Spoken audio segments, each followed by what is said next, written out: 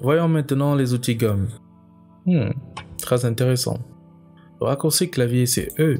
Donc lorsque je vais cliquer dessus, on aura directement l'outil gomme et ses cousins.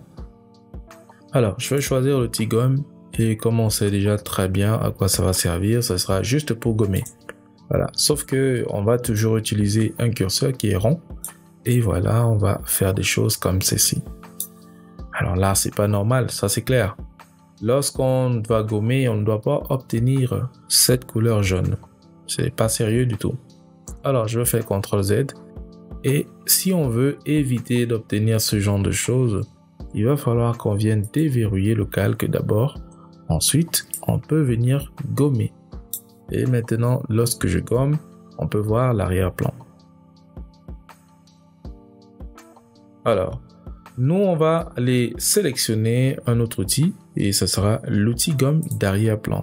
Alors, moi, je l'aime bien. C'est très intéressant cet outil. Ça va nous permettre tout simplement de venir gommer ce qui est en arrière. Notamment, c'est comme une forme de détourage.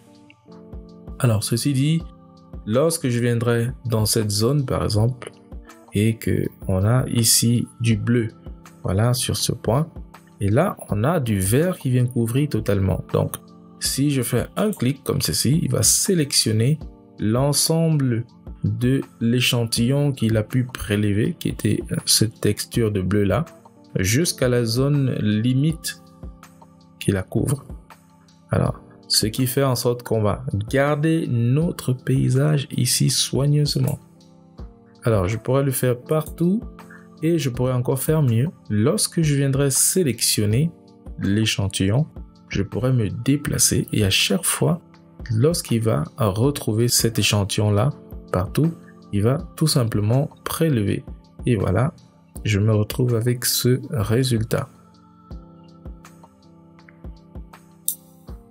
N'est-ce pas fantastique? Allez, vous allez bien vous amuser avec ça.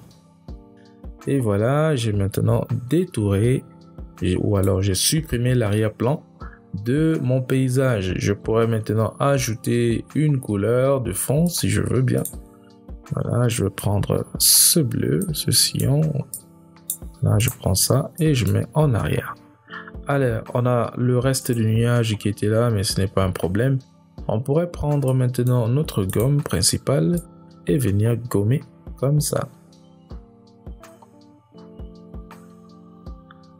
Alors, c'était juste une explication, alors c'était juste une petite démonstration de à quoi peut servir notre gomme d'arrière-plan.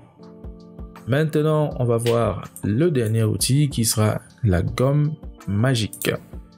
Alors, je vais faire un CTRL Z comme ceci pour revenir à l'intégralité de notre image.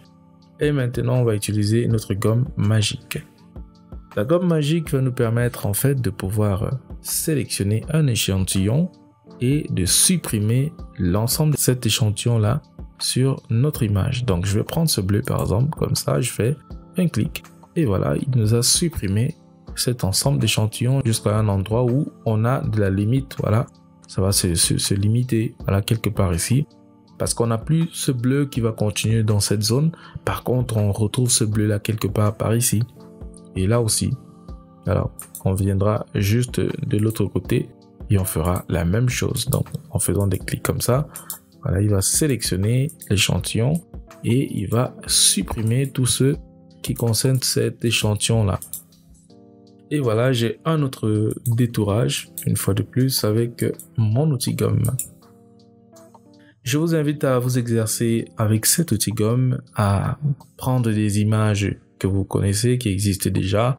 Faites des exercices, apprenez à utiliser ces outils gomme et on pourra faire des exercices dessus une prochaine fois.